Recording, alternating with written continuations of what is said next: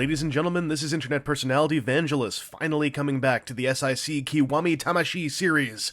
After the Hibiki and Ryuki entries, the line finished its first year by tackling the wrist-flicking Orphanok opponent, Kamen Rider Faiz. Downsizing the asymmetrical techno look of the SIC Faiz design, the KT version has a sharp-edged, chunky sculpt that works thanks to its punchy and clean silver and gloss red paint apps.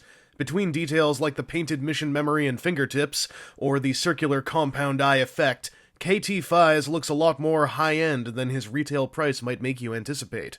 That lower price does mean that this smaller Faiz doesn't have a huge rack of accessories, but he's got options. There are a pair of open and relaxed hands, as well as a pair of hands that are more definitively gripping something.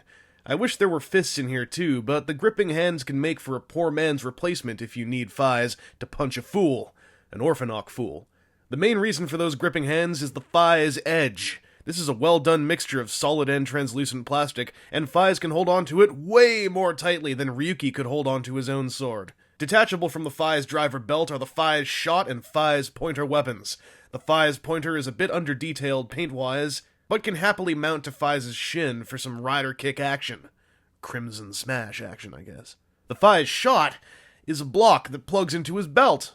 I admit, if anything had to get cut to maintain the low retail price of this figure, I would have axed the punch-ready version of that weapon as well, and a tiny hinged handle would probably have been more frustrating than anything else. Finally, the Faiz phone can be removed from the belt, and a separate gun mode sculpt can be wielded for long-range combat.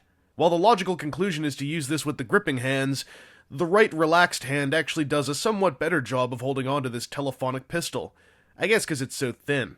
Oh, going for screen accuracy also leaves Faiz with a rather ugly hole in his gut, though I can't think of a more practical mounting method for such a tiny removable phone. Faiz hits all of the basic points of articulation for a figure of his size. His only major weakness is that his neck ball joint is big-time limited in range, almost confined to swiveling from side to side.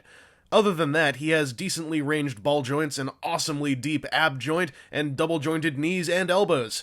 The elbows do a weird hybrid hinge and ball joint deal, but the range is delicious. Also, his thigh sculpts can limit his thigh swivel by bumping into his armored posterior, but this only happens when his legs are straight down in a standing posture. Thanks to his ankle tilts, many poses have a solid stance. Faiz was definitely a bar setter for SIC Kiwami Tamashii Poseability back when he came out. The original SIC Faiz is a toy I only knew of from a distance, hearing stories of fragility that put me off of picking it up, especially after SIC's structural upgrade across the board with the Den-O series and that one Agito release. Kiwami Tamashii delivers a far more definitive and playable version of this gritty redesign, though it has a handful of flaws in its neck posability and lack of fists or weaponized Faiz shot. I can attribute all but the limited neck joint to its fantastic retail price point. You do need to be into the Kiwami Tamashii scale of kinda taller than G.I. Joes, I admit. But if you can find it for under $20, I definitely recommend this figure for any Faiz or Rider fan.